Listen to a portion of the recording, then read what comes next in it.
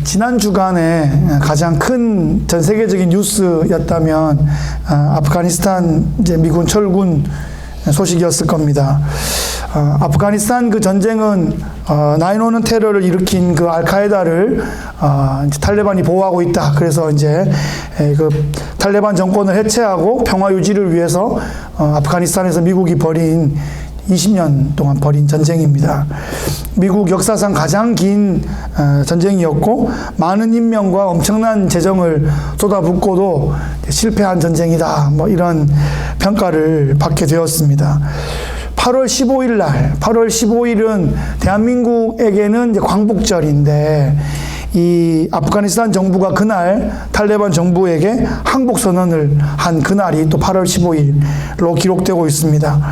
뉴스에서 그 수도 카불을 이제 탈출하는 그런 그 항공기에 필사적으로 몸을 싣는 사람들의 모습, 또 항공기에서 막 날아가는데 뭐 이렇게 따라가다가 공중에서 떨어지는 모습, 또 아이를 철조망 위로 이렇게 막 던져서 아이만 좀 살려달라는 그런 애처로운 모습들을 뉴스에서 보았습니다. 정말 지옥을 방불케 하는 그런 모습 같았습니다. 아프가니스탄을 보면서 제 조국 대한민국을 생각했습니다. 어쩌면 아직 끝나지 않은 전쟁이고 또 어찌 보면 거짓 평화와 또 그런 것으로 인한 긴장과 혼란이 있는 그런 상황이고 그 가운데 아직 대한민국에 주둔하고 있는 주한미군의 실체적인 그런 진실에 대해서 생각해 보았습니다. 1953년에 휴전 이후에 이제 한미 상호 방위 조약을 맺었죠. 그래서 미국이 대한민국에 이제 거주하고 있고 지켜주고 있고 또 미군의 그런 지원 아래 대한민국은 국방에 쏟을 그 예산을 경제에 쏟을 수 있고 미국이 안정적으로 대한민국을 지켜주었기 때문에 또 세계의 많은 외국 자본들이 한국에 들어올 수 있었고 또 그래서 우리는 경제 발전과 인재 양성을 할 수 있었다. 그렇게 생각합니다. 하나님께서 또 미국이란 이 대국을 통해서 대한민국을 참 도와주셨음에 감사한 고백을 하였습니다. 우리는 이런 기회를 오용하지 말고 최선의 열매를 거둘 수 있도록 청지기의 사명을 다해야겠다. 그런 생각을 하였습니다. 하나님께서 출애굽 백성들과 시내산에서 언약을 맺었습니다. 이 언약은 그 당시 고대 근동 지역 그 상황 가운데 이제 종주권 조약이라는 것과 이제 비슷한 그런 폼인데 사실 어찌 보면 이 상호방위조약과 비슷합니다. 사실 상호방위조약은 대등해야 되는데 전혀 대등하지 않은 두 대상이 상호방위조약을 맺는 거죠. 하나님께서는 그 조약에 근거해서 이스라엘을 충실하게 먹이시고 보호하시고 양육하십니다. 이스라엘은 하나님의 백성이자 하나님의 신부로서 하나님을 바라보고 또 하나님께서 주신 그 말씀과 사명을 잘 지키고 감당하면 되었습니다. 때는 바야흐로 출애굽 1세대들이 광야에 묻히고 출애굽 2세대가 가나안 정복을 위해서 준비되어지는 그런 시대였습니다. 출애굽 당시 80세였던 모세는 지금 이제 120세가 되어서 살아있는 전설 같은 그런 존재가 되었습니다. 오늘 이 120세의 모세가 손주 세대를 향해서 이제 놀라운 승리의 그런 드라마를 알려주고 있는 그런 장면입니다. 사실 이제 신명기가 시작되었는데 이 신명기의 이야기는 모세가 출애굽 2세대에게 그들의 부모 세대가 여호와 하나님과 맺은 그 언약을 다시 갱신, 리바이벌 해주고 이제 너희들이 부모 세대를 대신하여 이제 가나안 땅에 들어가서 감당해야 할 그 사명을 이제 미리 알려주는 모세의 고별 설교 시리즈가 이 신명기라는 이 성경입니다. 모세는 이제 120세의 나이에도 불구하고 출애굽 2세대들의 이 군사들을 이끌고 요단 동편에 있는 그 아모리 왕 시혼과 바산 왕 옥을 이기고 그 땅을 정복하였습니다. 그 후에 이제 모압 평지에 손주 세대들을 앉혀놓고 율법을 풀어 설명해 주면서 지난 광야 40년의 역사를 설명해 주는 것입니다. 이렇게 역사의 맥락을 짚어주고 가르쳐 주는 스승이 있어야 합니다. 역사를 모르면 방황하다가 결국은 망할 수밖에 없습니다. 오늘 신명기 2장 16절 이하의 말씀을 본문으로 말씀을 살펴보겠습니다. 성경책 있으시면 16절을 보시면 모든 군인이 사망하여 백성 중에 멸망한 후에 이렇게 시작합니다. 모든 군인이 사망하여 백성 중에 멸망한 후에. 여러분 이 구절을 읽으면 느낌이 어떻습니까? 군인은 백성 중에서 가장 강한 그런 집단이고 가장 잘 준비되어 있는 그런 사람들입니다. 그런데 모든 군인이 다 멸망했다라고 하면 큰 걱정거리가 아닐 수 없습니다. 저도 대한민국에서 자라면서 유치원 때부터 사나이로 태어나서 할 일도 많다만 너와 나 나라 지키는 영광에 살았다, 뭐 그런 얘기를, 그런 노래를 유치원 때부터 부르고 살았습니다. 제 아버지 헌병대 이야기를, 무슨 전설 같은 이야기를 그렇게 얼마나 재밌고 신기하게 들었는지 모릅니다.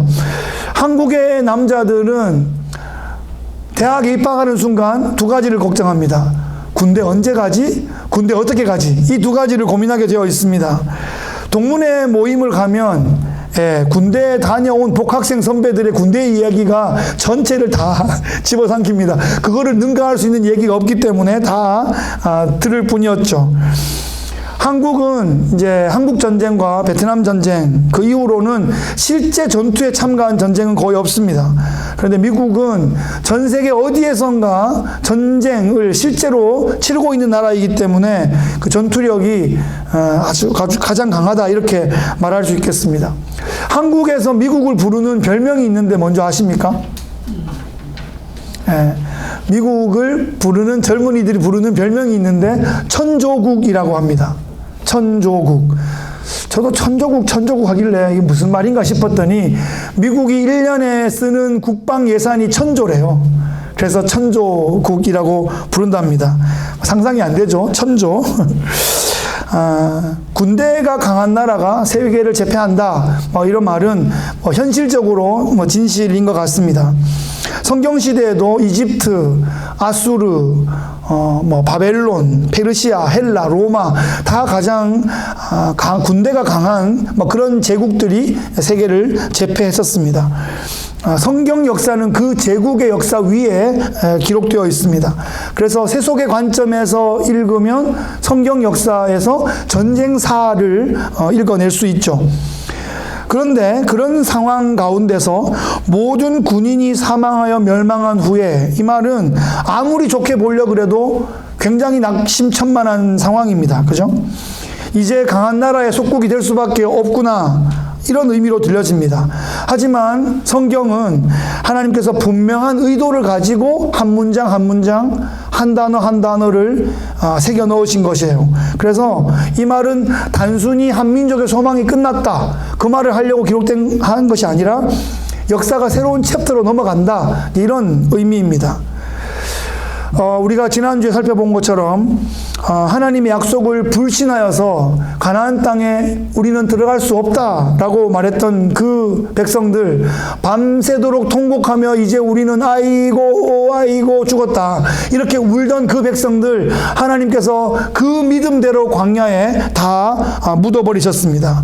그래서 광야 시대가 어쩌면 1년일 수 있었는데 40년이 되게 된 결정적 사건이 그 가데스 바네아 통곡 사건이었습니다. 그래서 출애굽 1세대는 잘만 했으면 사실 일주일 만에 가나안에 들어가는 것은 아니었어요.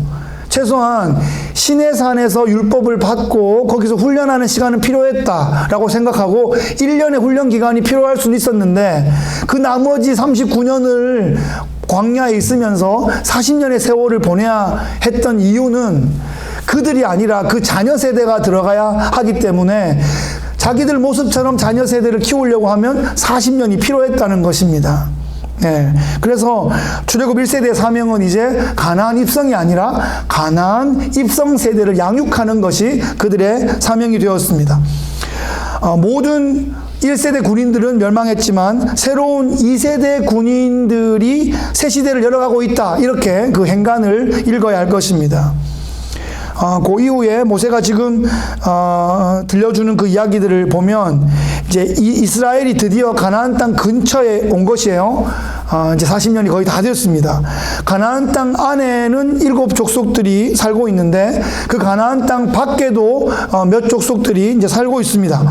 17절 이하에는 이스라엘이 가나안 땅 주변에 있는 나라들을 어떻게 대해야 되는지 몇 가지 하나님께서 알려주시는 이야기가 있습니다. 모압 변경 지역을 지날 때에 그 땅에 사는 암몬 족속을 괴롭히지 말고 그들과는 다투지 말라 이렇게 말씀하고 계십니다. 그 이유는 그 암몬 족속이 사는 그 모압 땅이 아브라함의 조카인 롯에게 주신 그 땅이기 때문에 그렇습니다. 그러니까 하나님께서 택한 백성이라고 해서 뭐 전부 다 주시는 게 아니에요. 모든 땅을 다 주시는 것도 아니고 모든 것을 원하는 거 다 주시는 것이 아닙니다. 분량만큼 주시는 겁니다. 필요한 만큼 주시는 거예요. 사명만큼 주시는 겁니다. 감당할 만큼 주시는 겁니다. 하나님의 주권과 섭리에 그 상황들이 달려 있습니다. 하나님께서는 이스라엘 민족을 세계를 제패하는 대제국으로 만드실 그런 계획이 없으셨습니다. 이스라엘 때문에 사실은 그 대제국들이 문을 열고 문을 닫고 그런 일들이 벌어졌어요. 예? 사실 그 애굽이 망하게 된 것도 망했다기보다는 힘이 확 빠지게 된 것도 홍해 사건 때문에 그랬고, 아수르가 망한 것도 그 히스기야 때 18만 5천 명이 하룻밤에 죽으면서 망하게 되었고, 바벨론이 망한 것도 70년 만에 바벨론이 망할 것이라고 하는 예레미야 예언 때문에 갑자기 페르시아의 고레스가 무혈 입성하게 되면서 제국이 바뀌어버린 거예요. 그런 거 하나하나가 이스라엘의 그 역사를 통해서 하나님께서 제국의 역사를 운영하셨던 그런 역사를 볼 수 있는데, 그렇게 하실 거면 이스라엘을 그냥 제국으로 만드시지 왜 그러셨어요? 라고 우리는 물을 수 있지만 하나님의 섭리가 그랬습니다. 이스라엘의 위치를 보세요. 이스라엘에서 위로 가면은 유럽이고 오른쪽으로 가면 아시아고 내려가면은 아프리카예요. 세 대륙이 교차하는 지점에 있습니다. 그러니까 거기에서 제국이 계속 이렇게 세 대륙으로 펼쳐지게 되었죠. 그런데 이스라엘에게는 제국을 만들라는 명령이 아니라 그 땅에서 유럽으로, 아시아로, 아프리카로 복음을 증거하라고 이스라엘에게 맡겨주셨던 것입니다. 각 나라마다, 민족마다 그 시대에 주신 사명과 분량과 역할이 있습니다. 교회 공동체도 저마다의 은사와 역량과 역할이 있다, 그렇게 볼 수 있습니다. 하나님께서 기회 주실 때에 잘 감당해야 합니다. 맡은 역할을 미스해도 안 되고 맡은 역할을 너무 넘치게 오버해도 안 되는 겁니다. 그래서 하나님의 선하시고 기뻐하시고 온전하신 뜻이 무엇인지 분별하라, 그렇게 우리에게 로마서에서 말씀하고 있죠. 하나님께서 이스라엘 백성들에게 세 대륙으로 뻗쳐나갈 수 있는 그런 복음의 증인을 준비하기 위해서 가나안 땅에 들어가게 하셨고, 그 땅에서 이제 다윗이 오고 그 땅에 예수님이 오셔서 교회가 세워지고 사도들이 전 세계를 향하여 복음을 증거하게 되었습니다. 우리가 속한 교회, 눈에 보이는 지금 주일날 이 아침에 교회들이 예배를 드리고 있을 텐데, 그 유형 교회는 교파도 다르고 교단도 다르고 또 섬기는 지역들도 다를 수 있는데, 하나님의 눈에만 보이는 무형 교회, 인비지블 처치는 단 하나만 있다 하는 것입니다. 우리는 그 교회에 속해 있습니다. 킹덤이죠. 하나님의 나라. 거기에 속해 있는 하나님의 백성들이라면 서로 돕고 격려하고 세워주고 함께 성장할 수 있어야 할 것입니다. 재정과 자원을 소유하고 있는 것은 그 자체로 우리가 절대로 자랑할 것이 없습니다. 청지기이기 때문입니다. 그것을 잘 사용하여서 열매가 잘 맺혀질 때 보람과 영광이 있는 것이죠.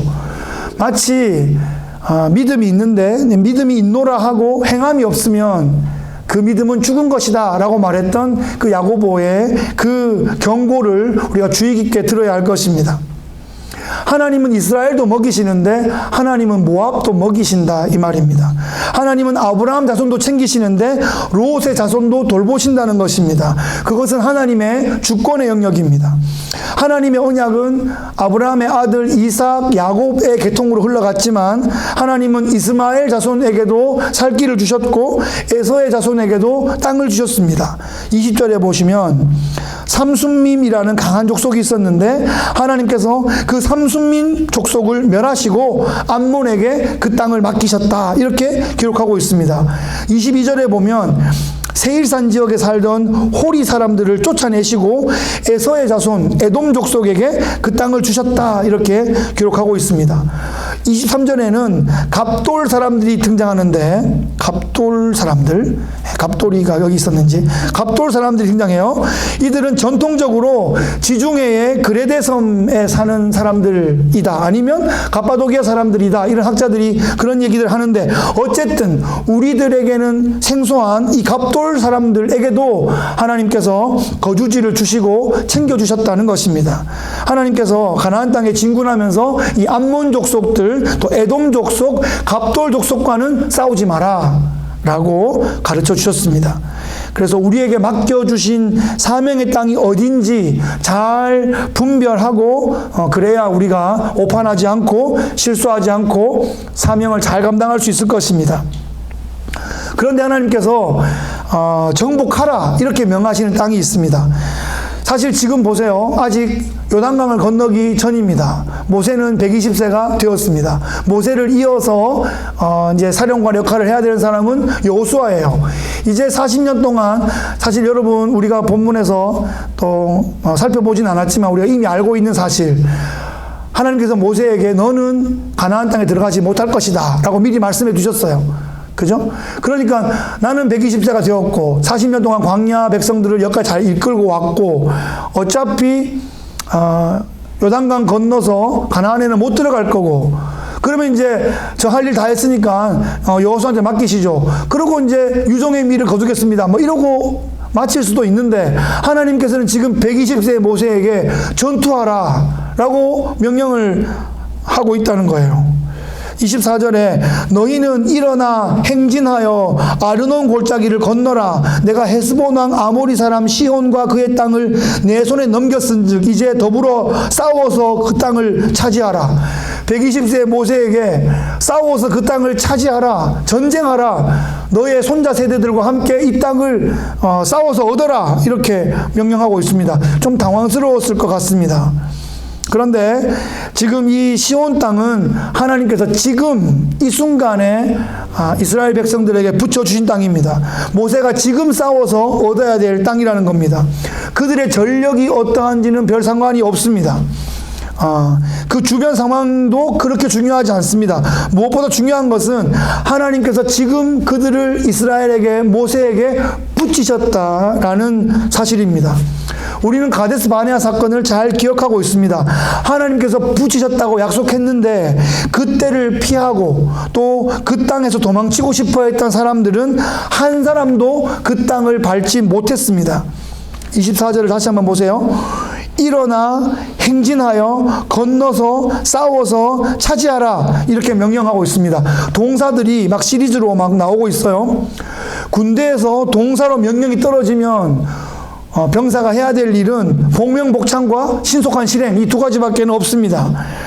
실행할 수 있는 명령이 떨어지고 명령에 순종하면 이 명령권자가 이미 준비하고 계획하고 인도하고 돕고 책임지신다는 겁니다.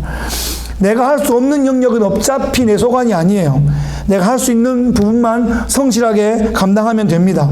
군대에서 행군을 해요. 행군을 하면 이등병이 해야 될 일은 뭘까요? 이등병이 해야 될 일은 다치지 않고 낙오하지 않고 그냥 꾸준히 걸어가는 거 정도만 하면 됩니다. 이제 군대에서 2년쯤 있었어요. 병장이 되었어요. 병장이 할 일은 병장이 하는 일은 쓰러지는 이병 없나 이 정도는 챙길 줄 알아야 돼요. 그리고 해롱해롱 하는 친구 있으면 그 병기 받아주고 또 심지어는 군장도 받아주는 이런 정도의 일을 이제 분대장, 병장이 되면 합니다. 소대장이 해야 되는 일은 제가 소대장을 했는데 의외로 그렇게 어렵지 않습니다.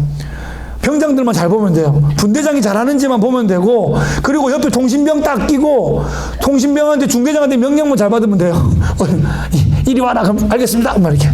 그러니까 옆에서 중대장한테 명령을 잘 받고 분대장들만 잘 보면 돼요.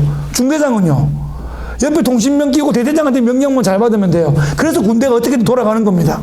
위에서 책임져 주는 사람이 있기 때문에 돌아가는 거예요. 이등병 보고 니 알아서 해. 이러면 이제 군대가 완전 당나라 군대가 되겠죠. 오합지졸이 되겠죠. 명령 개통이 있기 때문입니다. 지금 모세는 사령관인데 하나님께서 총사령관이다. 이거를 믿기 때문에 총사령관이 결정하시고 보내시면 가면 책임지신다. 이걸 알기 때문에 지금 그 120세의 모세가 점령해서 싸워서 승리하여 그 땅을 얻습니다. 네. 여러분, 광야 40년의 여정은 믿음의 훈련이었습니다. 이 40년이 마무리될 무렵에 하나님께서 모세에게 요단 동편 땅을 정복해라 이렇게 명령한 것은 이제 곧 요단 강을 건너서 요단 서편 땅을 본격적으로 여호수아와 함께 점령할 것에 대한 예행 연습, 이고 미리 맛보기라는 거예요. 그리고 그 12지파에게 땅을 배분할 때 요단 동편, 그러니까 모세가 미리 정복한 그 땅의 2지파 반이 미리 그 자리를 잡게 됩니다. 네. 그래서 지금 그 땅을 정복한 후에 그걸 금방 같이 정복한 그 세대들에게 그 40년 전 이야기부터 지금 직전의 이야기까지를 드라마처럼 말해주고 있는 것입니다. 우리도 모세처럼 이렇게 자녀 세대들에게 전해줄 간증이 있으면 좋겠습니다. 그 혼란의 역사 가운데 하나님의 명령에 이렇게 순종해서 이런 놀라운 열매를, 이런 놀라운 은혜를 경험하게 되었다. 이렇게 간증할 수 있으면 좋겠습니다. 꼭 그렇게 될 줄을 믿습니다. 아멘. 정말 중요한 것은 25절이 있다는 사실이에요. 하나님께서는 무조건 밀어붙이는 것이 아닙니다. 미리 약속하셨는데 또 약속하시고 확신을 주시고 격려하고 계세요. 25절 보시면 오늘부터 내가 천하 만민이 너를 무서워하며 너를 두려워하게 하리니 그들이 너의 명성을 듣고 떨며 너로 말미암아 근심하리라. 이렇게 선포해주고 있습니다. 여러분, 이스라엘이 무슨 대단한 힘을 가졌다고, 무슨 대단한 능력을 가졌다고 천하 만민이 그들을 보고 떨며 두려워하겠습니까? 하나님께서 그렇게 해주시겠다는 것입니다. 이 헤스본 왕 아모리 사람 시혼이 이스라엘 왕 모세의 이야기를 듣고 떨며 근심하게 될 것이다. 이렇게 말씀하십니다. 적에게는 두려움과 근심이 임하게 하시고 하나님 백성에게는 담대함과 용기와 확신을 주셔서 이미 이긴 싸움을 이기게 하시는, 싸우게 하시는 그런 역사가 벌어지고 있습니다. 다시 한번 말씀드리지만 이스라엘이 잘나서가 아닙니다. 모세의 능력이 아닙니다. 하나님께서 아브라함에게 약속하셨던 것을 친히 이루어 가시는 그런 과정인 것입니다. 하나님의 때, 이 카이로스의 그 시간이 왔고 그 부르심에 순종하면 하나님께서 주권적으로 성취해 나가시는 것입니다. 출애굽 1세대는 믿음이 없어서 실패한 세대처럼 보이지만 또 다른 면에서 보면 출애굽 2세대를 준비시킨 그런 세대입니다. 모세는 가나안 땅에 못 들어갔지만 여호수아에게 리더십을 잘 이양하였고 요단 동편 땅을 정복해서 2지파 반에게 배분할 그런 준비를 하였습니다. 출애굽 2세대는 출애굽과 시내산을 경험하지 못했지만 이제 모세의 신명기 설교를 통해서 부모 세대의 그 유월절 사건과 홍해도화 사건과 그 시내산에서의 언약을 받고 훈련했던 그 사건들을 쫙 들으면서 정말 자기 안에 새기고 그렇게 준비할 수 있습니다. 그러니까 하나님의 나라는, 하나님의 역사는 단 한 사람, 단 한 세대로 이루어지는 것이 아니라 세대를 이어서 함께 연결되어서 역사하는 것입니다. 여러 은사를 가진 지체들이 또 세대를 이어서 그 믿음과 사명이 이어지고 축적될 때 하나님의 정하신 때에 꽃 피우고 열매 맺을 수 있게 되는 것이죠. 그러니까 너무 자랑할 것도 없는 거예요. 힘들다고 절망할 것도 없고 잘됐다고 내가 너무 의지될 것도 없는 것입니다. 하나님의 역사는 물결처럼 도도하게 흐르고 있는 것입니다. 우리도 그 물결을 타고 함께 흘러가고 있는 것이에요. 하나님의 역사의 어느 시점에 어느 공간에 우리는 부르심을 받은 것입니다. 그래서 그 공동체가 감당해야 할 그 역사 가운데 함께 동역하는 그 부르심을 받게 된 것입니다. 큰 그림은 하나님께서 그리고 계십니다. 그래서 우리가 순간순간에 일희일비하지 않는 것이 중요합니다. 코로나 바이러스가 여전히 위세를 떨치고 있습니다. 우리를 좀 조심스럽게 하고 또 불편하게 하고 있습니다. 어떻게 시작됐는지, 이게 어떻게 맞춰질지, 도대체 맞춰지기나 할지 우리의 지식과 능력으로는 가늠이 잘 되지 않습니다. 또한 뉴스를 보면서 인간의 세속적인 정치 활동이라는 것이 도대체 어디까지가 진실인지, 아니 진실은 고사하고 제대로 된 팩트는 공개되고 있는지 참 답답한 마음이 들 때도 많습니다. 하지만 우리는 이런 혼란스러운 상황 속에서도 하나님께서는 여전히 이 상황을 통제하고 계시고 이 상황을 역사를 주관하고 계심을 우리가 믿어야 할 것입니다. 하나님께서는 구름 기둥과 불 기둥을 여전히 우리 앞에 두시고 우리 앞에서 행하시고 우리를 인도해 가신다. 이것을 믿는 것이 성도의 믿음이고 성도의 정체성입니다. 말씀을 맺겠습니다. 오늘은 모세가 모압 평지에서 신명기의 말씀을 이제 유언 같은 설교로 전하고 있는 장면을 보았습니다. 40년의 그 긴 이야기 가운데 마지막 부분, 가장 최근 사건인 그 헤스본 왕 아모리 사람 시혼을 진멸하라는 그 명령을 받고 하나님의 그 승리의 약속을 확증하였던 바로 그 이야기입니다. 120세의 모세는 많은 핑계를 댈 수 있었을 텐데 아멘으로 순종으로 응답하였고 그래서 승리를 경험하였습니다. 이 승리가 이스라엘에게는 큰 격려가 되었고 또 좋은 연습이 되었고 또 훈련이 되었고 또 어떤 징표가 되었을 것입니다. 여러분, 이기는 것도 습관이다, 이런 말이 있습니다. 말씀에 순종하여 이기는 훈련을 계속하여 반복하는 것이 신앙생활에 얼마나 큰 유익이 되는지 모릅니다. 성경을 보면 좋은 예와 안 좋은 예가 계속하여 반복적으로 기록되어 있습니다. 그 가운데서 좋은 예를 모델로 삼아서 내 삶과 공동체에 적용하고 안 좋은 예를 보면서 우리를 자꾸 되돌아 살펴볼 수 있으면 됩니다. 그것이 이 성경책 66권을 이만한 두께로 주신 그런 하나님의 선하신 목적입니다. 우리의 삶은 결국에는 승리할 것입니다. 하나님의 백성은 반드시 승리하게 되어 있습니다. 우리가 눈을 감았다가 떴을 때 하나님 보좌 앞에 서서 우리가 미소 지을 수 있다면 이 땅에서의 우리의 모든 수고를 보상받는 최고의 승리가 될 것입니다. 하나님께서 모세를 그 시대에 부르셨던 것처럼 우리를 이 시대 가운데 부르셨습니다. 그때 이집트가 있었고 그때 가나안의 7 족속들이 있었고 여러 안팎의 도전이 있었던 것처럼 우리가 살아가는 이 시대에도 그런 제국의 문화들이 있고 또 세속의 유혹들이 있고 교회와 성도들에게 많은 세상적인 도전들이 주어지고 있습니다. 모세도 우리와 똑같은 사람이었습니다. 다윗도 마찬가지였고 신약시대를 살아갔던 우리의 신앙의 선배들도 똑같은 그 로마 제국 하에서 그 많은 도전 앞에서 살아왔습니다. 그러니까 우리를 이 시대 가운데 모세로 부르셨다, 그렇게 생각하시면 됩니다. 모세는 무슨 지도자만 모세라고 생각하는 것이 아니라 나를 거기에 넣어서 하나님께서 나를 모세처럼 나의 영역 가운데로 불러주셨다. 그래서 모세에게 명하신 것을 나에게 명하신 걸로 받고 내가 어떻게 반응하고 순종하는가 하는 것을 나에게 적용할 수 있습니다. 무슨 왕한테 하는 얘기는 이건 대통령한테 적용하나? 이거는 목사님한테 적용하나? 이 얘기가 아니고 그 어디에도 한 사람의 성도로 우리를 거기에 대입할 수 있습니다. 모세가 젊었을 때는 엘리트였고 능력이 있었을지 모르지만 설익어서 문제가 많았습니다. 나이가 점점 들어갈수록 더욱 빛났던 이런 모세의 인생을 바라보면서 우리에게 맡겨주시는 전투와 사명과 비전 앞에 우리가 잘 순종하면 80세의 모세가 출애굽 사명으로 불렀을 때도 모세가 이렇게 좀 긴장하고 두려워하고 못하겠다고 그러고 그랬는데 40년이 지나서 120세가 되었는데 정복하라 그러니까 아멘 그러고 손주들 데리고 가서 정복하는 거예요. 예, 그게 모세의 정말 마지막에 멋진 그런 모습입니다.